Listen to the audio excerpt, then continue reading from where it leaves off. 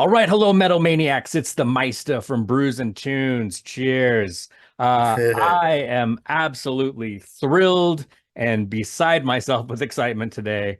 I am chatting with a legend in the music world, not just the metal world, but in the music world in general. I'm chatting, of course, with the one and only Denis Bélanger. I think I totally messed up your last name there. AKA Snake, of course, of the mighty Voivod. Snake, how you doing, my friend? Super. I'm Excellent. super. I'm super. It's things are great at the moment. It's really exciting. Um, we have we're still working on the movie. That's Oh gonna yeah. be, yeah. And that's the Kickstarter. That's gonna last, I think, tomorrow. So if you're out there, you want to contribute to the movie, you still have like till tomorrow. So a few hours left to contribute. So for We Are Connected documentary, and you can go online and that's the last 24 hours or so. But we're close to the goal as the budget and everything. So that will be amazing if people can contribute at the last minute. Yeah. And so that is exciting. One of the final versions of of putting it together, and a lot of things going on because also you might heard about it, but the shows with the Montreal Symphonic Orchestra are been announced Yeah. for January, end of January 25. And so it just dropped on the news 2 days ago, and the tickets are flying, and really, it's really happening. Yeah. And that event would be so special. And it's going to be a lot of work doing it, but at the same time, it's just something like unreal for us to do such thing. And the guy that is in charge of the project with the symphonic orchestra is really into it. Nice. He understands Voivod. He came to see us a few times, and he want to do like something really apocalyptic and out there as well. Nice. And so that's the big thing for the next year, the beginning of next year, that we have to work through all the years, through all this year. And but it's exciting because now that it's been announced and now the tickets are flying, we might add another night, so we had like Oh, two cool. nights. And I don't know, but things are looking really good. Yeah. Very cool. Very cool. That's fantastic. Congratulations. That's cool. Is that something you guys have been wanting to do for a long time, or did this kind of how did this come to fruition as far as, the symphonic With coupling? Well, the Symphonic Orchestra of Montreal are doing special um, special event with bands sometimes. Hmm. But I think as for metal, let's say, that's the bit that's I think the first time they do that. Sometimes they go with uh, popular artists or whatever in Quebec, or Right. and so yeah, so they're really, it's a buzz. There's a big buzz now. Do you guys have, I mean, maybe it's too early, have you already started working out like which tracks you're going to play at this point? Yeah, we figure out the set list and everything, and but there's a lot of that. There's a few things I cannot say right now because it's I want to keep the buzz going. Yeah, yeah. But yeah, I was talking about the buzz around it because the symphonic orchestra, it's the first time they go in that direction, like kind of like extreme. Mm. you know, because usually they do like well-known artists and big names in Quebec here, and so now they're it's still in Quebec, but uh, having something like really spicy and hot, and because you know, beside being metal, Voivod is music, and that's what the guy in charge of the project realized. You know, it's music, and then it could be like really complex. It could be dissonant. It could be, Yeah. there's a lot of things that you can work with. Imagine all the instruments and everything, you know. I can, I'm just like seeing like violence, you know, like they're doing like Yeah. you know, like it would be amazing. It would be amazing. Yeah. It would be amazing. Yeah, I think it yeah, like you said, I think your music lends itself well to that too, because it's so expansive and so expressive, and as you said, I mean, it's dissonant, it's explosive, it's atmospheric. Yeah, There's so yeah, many there's a lot elements. of tempo shift. There's a lot of things going on in Voivod music, Yeah, yeah, and so that's why uh, the guy, the main guy there is so excited about it, you know. yeah. That's fascinating. That is exciting. That's really cool. That's really cool. Do you guys have do you have shows coming up? I know you just finished touring with Prong very Mm-hmm. recently. I was able to catch a show in Salt Lake City, Utah, and you guys blew my mind. That was so incredible. I'd never seen, I've been a fan of Voivod for many years, but I'd never seen you live, apart from footage on, on YouTube and things like that and videos back in the day. But to see you on stage was incredible. And, and touring with Prong was amazing. I know you guys just finished up fairly recently, a couple weeks ago. Yeah, Do you yeah, have, about a month ago, yeah. yeah, do you have touring plans right now as far as like for the summer? Do you guys have any festivals or?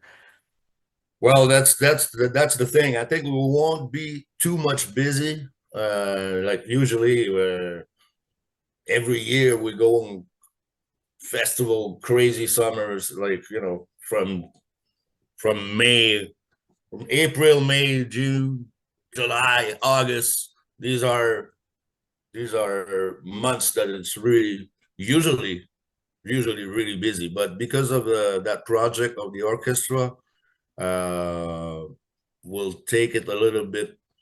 Um, we're gonna tour, but little spot here and there. Makes sense. We got 2 shows planned for May, mid-May here in Quebec, Saint Eustache and Sherbrooke, and then we have something planned in July to go in Europe. Nice. Do a festival uh, that is what is it called? Chaos Descent Festival, Oh, and it's about they want to do a special thing with uh, the 5 first album. oh, wow. Yeah, concentrate the set list, a special set list that includes the 5 first album, Cool. and so that's exciting. But Yeah. we're gonna do like maybe 10 days in Europe in July, and then there's some might end up. Yeah, I think it's confirmed that we're gonna do a South American tour, Mm. and I think it's in September or October, I think. And then yeah, so it's gonna be like more distant Right. as touring, and take a few break and work on the project, because that's gonna be pretty demanding as for rehearsal, and especially with maybe we're gonna have like really special effects. Oh, cool. So yeah. Nice. So and also it's a challenge for me, because recently I'm working with in-ears on stage. I used to have only monitors, wedge monitor. Now I'm using hearing system, and so I did try it with the guys with the store with Prong to get used to it, because I'm gonna have to wear it for the symphony. And Oh yeah. and yes, and it's a challenge. Just imagine, playing with so many people, and the vibe will be. I don't know. I'm so excited about it.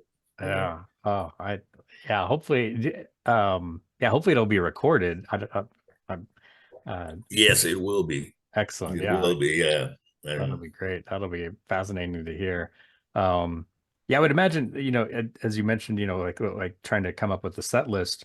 I would imagine for any tour at this point, when you have a 40-year plus history, I would imagine, Yeah. I mean, there's fan favorites, of course, that you want to play, but I mean, and if you're touring on a current album, there's, certain tracks, of course, from that, but I would imagine it takes a lot of doing, to like really come up with a solid set list, and can probably be challenging because there's probably certain songs that each band Yeah. member likes more than, you probably have some favorite songs that you like to play live. And are there specific songs that you really enjoy playing live? Well, I like all period of Voivod. I think they were all, really different. Yeah. We never did the same album twice, and so every album is related to some period of time, and that's what it's fascinating too. Yeah. And they talk about it in the documentary as well, and it's fascinating that every time, from time to time, and then the evolution, and the documentary is really well made for that, because Cool. it shows from the beginning a little bit, and then it goes with a pretty intense sequence, and you see all the different period. But it amazed me that how far did we went, like 40 years later, it was still there.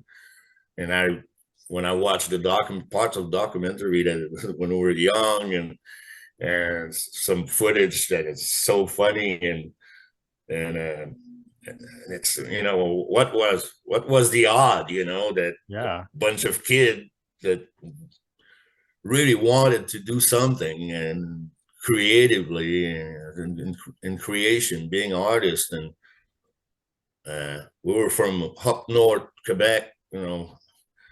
It's not like we were from LA or London, or it was like a very far, small town, isolated in the wood. What was the odd that a band can, and being so different. Yeah. And I think that's one of the reasons we were sounding different, because we were from out there. and right from the beginning, but we wanted it. We wanted to do it so badly. It's just, we wanted to get there, and it was not easy, but at the same time, we're really unique, kind of, and it's Oh yeah. and that's when I was watching the documentary, I was like, it kind of reminds me of the Ramones, like what was the odd that band like Ramones would have changed the history of rock and roll somehow, and for kids that, they didn't have, like, really, like, they had a troubled childhood, and like, they were not like their destiny was not written, and they had to go and make it, Yeah. And they did, and they're legendary, and it kind of reminds me of the progression, and from being young to grow up, to get older, and then with a different period of time, and a lot of things happened during 40 years. So it was a really fascinating documentary. Oh, I can't wait to see it. Yeah, and I as you said, I think, I mean, especially for me and so many other fans too. I mean, there was nothing at all that ever sounded like Voivod. I had never heard anything like that. I mean, the first time I heard Voivod, it really blew my mind. I was like, wow, what? I've never heard anything like this. And then to find out it's, yeah, you guys came from this small town in Quebec. And I mean, this is before the internet. This is, so the fact that, Hmm. I mean, yeah, you guys could have vanished into obscurity so easily because there was just, I mean, it was all word of mouth initially. But I mean, I think you hit it on the head there. The creativity that you guys had and the passion and just the raw talent. I mean, you look at, Piggy was what classically trained violinist. And you all had all these different aspects and views of music and just, like I said, I had never heard anything like that. When combining thrash metal and hardcore punk with progressive rock. I mean, that was, and even a little jazz. I mean, that was mine, especially in the early 80s. That was, incredibly bizarre. Yeah, in the early, I think we came up with we wanted to do like nuclear music, because that was the term in my Mm, head. Like, this is nuclear, yeah. and this is like it's it's radioactive. It's dissonant.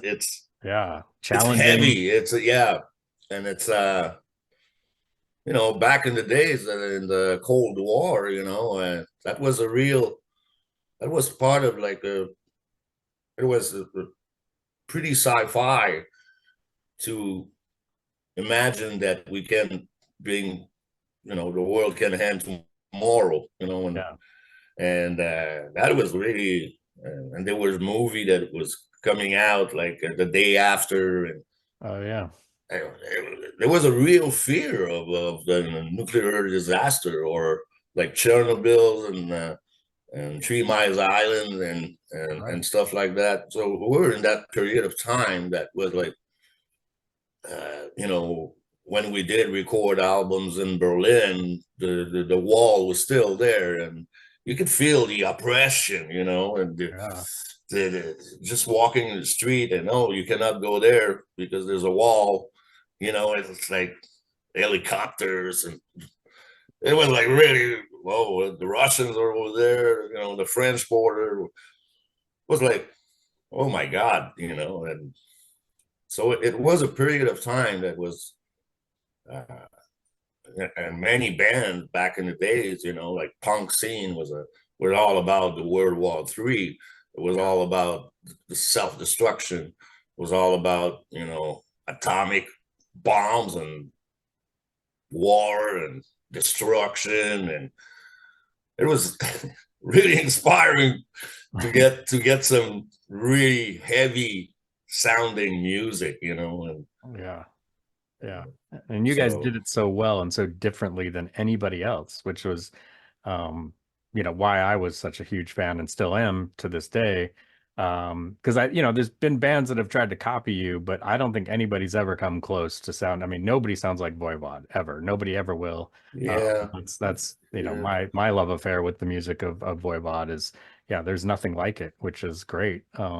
Yeah, speaking of which, I've got a copy of you guys No. 40th yeah, Morgöth Tales that came out this past year.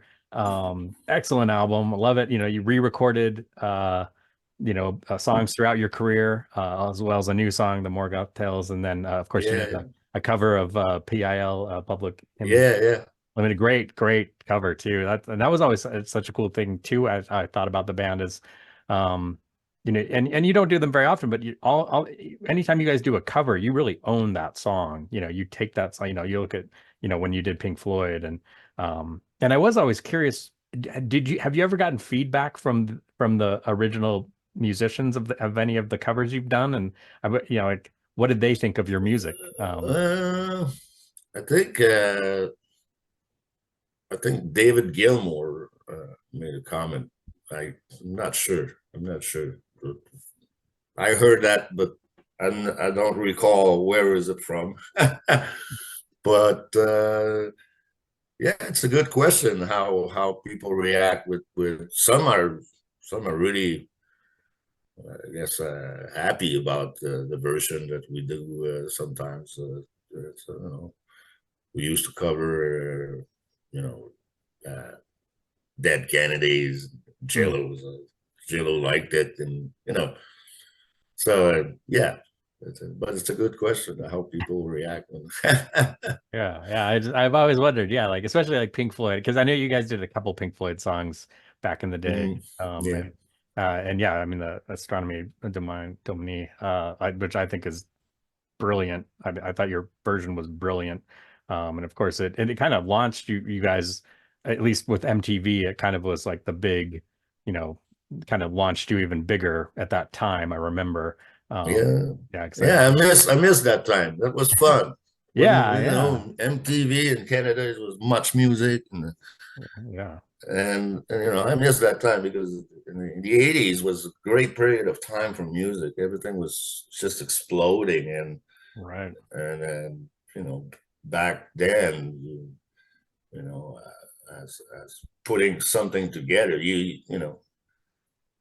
first thing you do is you do the record, and then next to it, the videos. And it was like there was absolutely no way you cannot have a video, and it was like we had to, and it was fun to do, I always loved doing it. Nice. And so yeah, but I miss that MTV stuff, at banger balls and Oh stuff like yeah. that. Yeah, Yeah, it I was remember. fun. Yeah, I remember seeing you and Away on Headbangers Ball being interviewed by Ricky Rackman and talking about Voivod, and it was so cool just because at that time I didn't really know enough about, the band. And I remember Mhm. you guys talked about the concept of Voivod, and the vampire ideology and the technology, and it was like, wow, this is fascinating. It was really interesting. And I guess that would have been around probably the Nothing Face album, I think, was when that interview that I'm thinking of. Um, but that brings up a question. I was curious about it. It's almost like Voivod's discography, like this 40 years of discography. It's almost like it's a giant concept that just keeps morphing and evolving and changing. And did you guys kind of, is that by design? Did you when you were young, did you guys go, okay, we want to do this kind of epic, Uh, massive sound and continue that, and kind of the story, or maybe not necessarily a story, but kind of these concepts and take that, is does that make sense? That's kind of a weird question, but I don't know how to. yeah, well, it's like it was hard back then to picture yourself in the future. It's like it was pretty much like doing it, day by day things, and but I know that we had this kind of like a special world, you know, Yeah. when we're creating, and a lot of it comes from Michel's drawing. Yeah. That could you enter in his head, you enter in his world, and it inspired me a lot with my lyrics and with that kind of words that it's out there. Hmm. And maybe it's a possible word. Maybe it's a word that exists somehow. You never know. Yeah. Uh, there's a lot of places in space that doesn't know what kind of world it is now All right. here. So yeah, no, but as for the question, is there was a goal to some kind of a goal, but it's like there's never a goal. It's always keep going. It's almost like a machine that rolls and then rolls and then rolls, and you get there's sort of like a vacuum that takes you into it. Then when you're in creating mode, and then you're on a tour mode, and then time flies. You just don't Right. realize it. You just don't realize. And then it's an album, it's touring, another album, blah, blah, blah. And yeah, it's a little bit, you gotta be you got to be a little bit sick to do it. It's pretty demanding, but it's fun. It's fun. It's yeah, I cannot, you know, there's no other job than that. It's just create, you know, being creative, being an artist, touring the world, exploring, visiting places we've never been, and make it some sort of philosophy. Sometimes when you travel, you get a lot into that zone where you're not home, but you're somewhere else, and you discover things, and it makes you realize that, wow, you know, the world is different, and every place is, and there's a beauty, even if it's ugly, there's a beauty in it. The people, there's whatever. It's just, you learn so much from touring, from traveling. And sometimes you realize how you know, how lucky you are to live where you live. Sometimes you just you know, you wish you could live somewhere else, but you know, right, there's good things and bad things everywhere, you know. And but you learn a lot from traveling and touring. Yeah, I would imagine. Yeah, that's cool. I was you touched on this, you know, as far as your lyrics, and you talked about, you know, like a ways, you know, Michel's paintings and drawings, and how that's sometimes impacts your lyricism.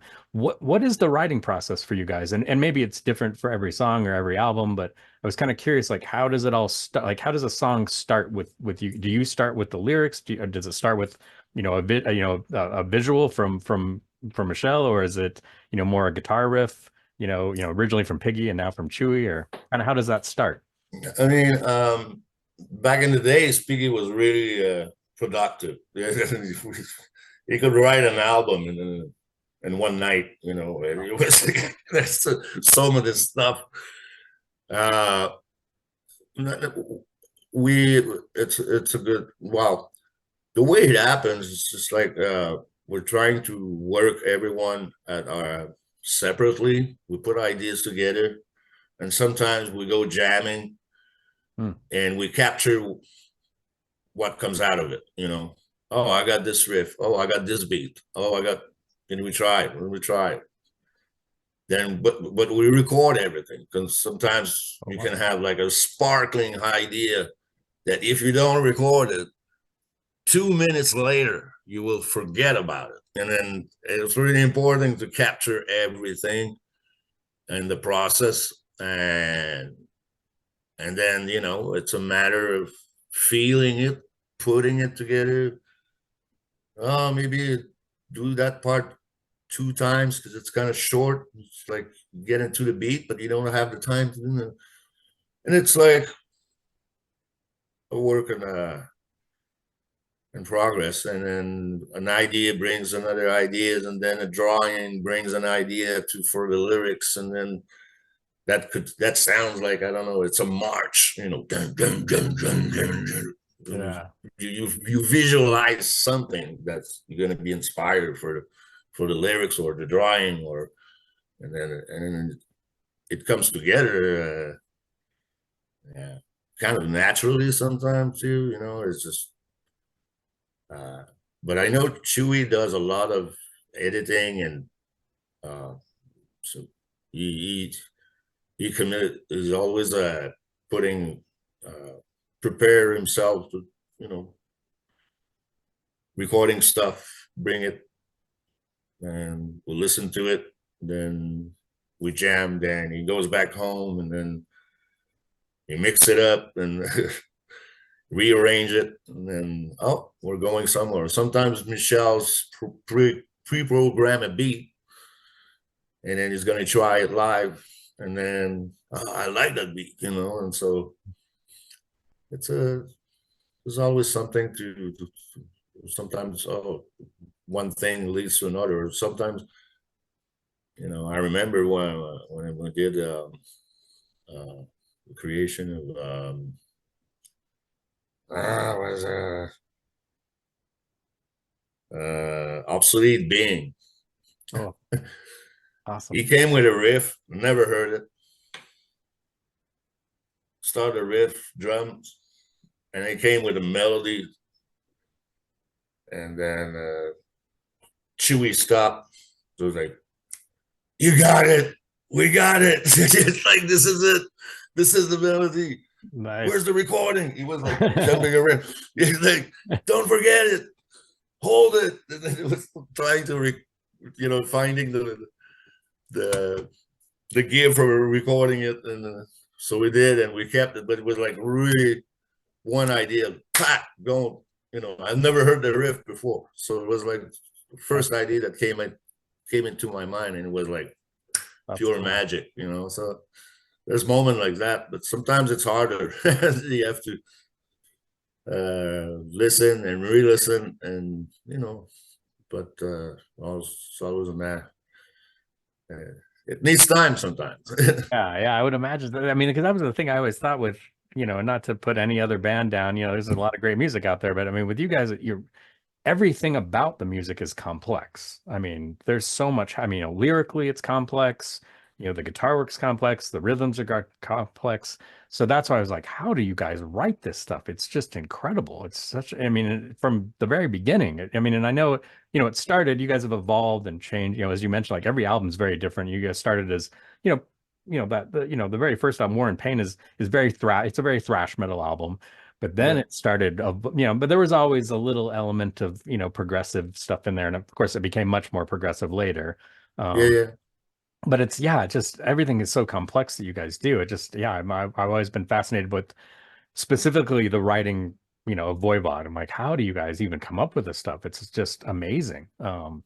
Just really fascinating. I don't know. It's just like, it's something, but we don't force it. I guess we've been doing it. We know what we're doing, and it comes almost natural. The process of creation. Of course, you try to attempt that. Try not to be too cliche. So sometimes you have an idea, and it goes like, well, sounds like smoke on the water. Well, it sounds like it's like, it's like and then sometimes you just retouch it a little bit, and it doesn't sound like smoke on the water. So it's a matter of trying to do, how do I say, you want to create something that you never hear, you never heard. You want to create something new, something sparkling, something that's going to catch the audience. And it's not easy because you got 6-string, 4-string drums, vocal, and that's basically that's it. But there's always place for inspiration. There's always a different way to put stuff together. And sometimes you get inspired by other music as well. It's natural. It's natural to. Who are some of the musicians that inspired you originally, and maybe still do, or who kind of inspires you now? Well, it could be anything. Basically, it could be like I can hear like I don't know, like a flamenco sound, and then it's gonna stick to my head, and then maybe when I'm gonna rehearse, I'm gonna have that flamenco. I just heard flamenco, and then you're gonna try something that's gonna sound completely different. Then so I get inspired by a lot of things. I get inspired by little commercial music, like sometimes I can get inspired by a train passing by. I can literally get inspired by a lot of stuff. But musician, there's there's so many musicians out there that's just really kicking ass, and I'm not a musician. I have a lot of respect for those people. They're, you know. Nice. Kind of along the same lines, what take me back in the way back machine. Kind of where did you start with all of this? How did you get into, you know, into heavy music, and did you come from a musical family, and then how did that start with, you know, how did Voivod start? How did you and the original band members get together? Well, Piggy was a little bit older than us, and you know, he was inspired by progressive music, and he was really talented. But you know, that small town where we come from, there was nothing to do, and so not much to do. You know, and the winters are really long, so he was like playing guitar all the time. And I got into music, well, hard rock, when I very young age, because my sister had a record. You know, she had like Led Zeppelin and Steppenwolf, and Cool. but I was really young, and you know, so I guess from I was listening to Mary Poppins and then Led Zeppelin. You know, it's like, Oh wow, that's quite a jump. And then yeah, and so, and she was like always pissed because I was like playing her record, and don't touch that, that's mine. And but I got into music like that, and I was fascinated by the sound of electric guitars and that kind of world out there, you know, like you know, I remember I was like scared, you know, I was scared feeling when a whole lot of love from Led Zeppelin. That part in the middle part, there's, you know, it's the jungle music that's like, it was like pure hell in my head. Eh? I was like, Jesus Christ, where are we? I want to try some drugs. But yeah, so it was like there was some ignition in my head, you know. It was like things were popping in my head, and so yeah, that's where. And then, you know, when we met at school, me, Michelle, and then later, he was a Kiss fan and I was a Kiss fan, and we both had the same friend, and he hated Kiss. So he said, hey, you guys like Kiss, you should get together. So that's how we met. Oh wow. Because we like Kiss. And later at school, I was doing improvisation, and I succeeded one night. I was like really, you know, a really good night. And he came to me once and said, hey, I'm playing drums with Denis Piggy. I was like, oh yeah, man, all right, cool. And then and sometimes we're meeting at school at it was like a school radio. Oh, okay. And so we're exchanging records, and I saw he was like, hey, I saw you the other night. I said, would you like to try to sing in the band? Oh yeah, well, maybe, you know. And Oh wow. and I said I never sang, so I can give it a try, but and that's how it started. It was just like they picked me up after a few rehearsal, and Wow. that's how it started. That's wild. That's amazing. Yeah, I didn't know that. I assumed you had been singing, and yeah, that's incredible. But just from Yeah. your improv stuff you were doing that. Yeah, well, he saw me and he laughed and he thought it was really funny, and you know, and then he said, "Oh, he's theatrical, you know, he maybe could be a singer, you know," Yeah. and that's why he asked. And Well, and, yeah, I mean, you do have a very strong stage presence. So, I mean, that must have been, you know, you saw that obviously and went, that's our guy. yeah, That's really cool. That's amazing. That's so, and you know, the one thing I was really curious about, you know, you touched on this a little bit at the very beginning of this interview is, I mean, yeah, you guys came from a pretty small town, you know, in the north in Quebec. How did you get discovered? Like, how did that happen? Um, oh, it was because there was a guy there, Wayne Archibald. He was a trader, tape trader, mm, and so he was exchanging to all the, you know, there was no internet, so there was like mailing cassette demos here and there. He was a link, and he finally he sent some, spread the word out there with a, we had a little demo, and that's how he succeeded to reach Metal Blade record in California. And then we started with this offer that he offered for doing Metal Massacre compilation #5, and for one song, and then shortly after that, they sent a contract for a full record, and that's how it, because of Wayne, basically, and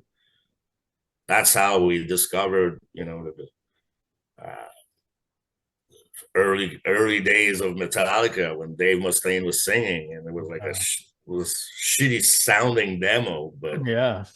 hey, this is the new shit coming, and it's, you know, same with Slayer. Slayer's jaw, my jaw dropped. It was like, fuck, what is that? And then Yeah. yeah, it was a really good time for music. Everything was just exploding, and we kind of like, Yeah. thrash metal was exploding everywhere, and we sort of like catch the wave, and we surfed on it, you know, because everything was just happening, you know. Yeah. Yeah. Yeah. It's interesting. Yeah. It was quick. It was quick. Yeah, it was. I remember it was just such an electric time. Yeah, like you said, it just there was so Mm. much happening. It was happening very quickly. And yeah, like you said, I mean, I remember listening to there was a like a pirate radio station here and they were playing thrash metal stuff. And yeah, same thing. My jaw just dropped. I'm like, what am I listening to? This is incredible. You know, because you know, Mm. I'd been listening to, you know, a lot of new wave of British heavy metal stuff and, you know, and like Van Halen and you know, Quiet Riot and all that kind, you know, all the stuff in the early 80s. And then all of a sudden there's this just, yeah, this explosion of just intensity that I had never heard before. And I was hooked immediately. I'm like, this is the Yeah, coolest thing I've ever heard. Yeah. And yeah, like I said, when I heard Voivod the first time, I'm like, holy shit. I cannot believe mm, how incredible this band is. So yeah, yeah, I was hooked yeah, right away. And yeah, I'd be remiss if I didn't give props out to my buddy Germ. He's who really got me into Voivod and I saw him with you recently when you guys played with Prong, and he told me he saw you with Prong in 1988, 1989, yeah, at a yeah, small club called the Speedway in Salt Lake. And he was so yeah, excited to see you guys again together because it had, you know, it's yeah, been, yeah, almost 40 years, which is yeah, insane. yeah, It's insane. But yeah, it's yeah, so cool. Um, uh, well, Snake, thank you so very much for chatting with me today. This has yeah, been not just not an absolute pleasure, but really an honor too. I mean, just your music means the world to me. I can't wait to hear the what comes with the symphony with the symphonic music, and then of course the also I can't wait to see the documentary, which you know, hopefully will be. Do you guys have a date yet? Do you have an idea? yeah. No date yet, but I would say maybe next year, beginning of next year. Cool, cool. I hope. Yeah, that'd be Yeah. great. I can't wait to see that. That's going to be incredible. Yeah, so for everybody watching, if you look in the description below, there are links to Voivod's webpage, their Facebook page, Bandcamp stuff. If you have never heard them before, you've been living under a rock, get some Voivod. They're incredible. I love this band. I can't even put it into words how much I love this band. So Snake, thank you so very much for your time today. This has been Thank you awesome. for having me. Thank you for having me. It was a pleasure.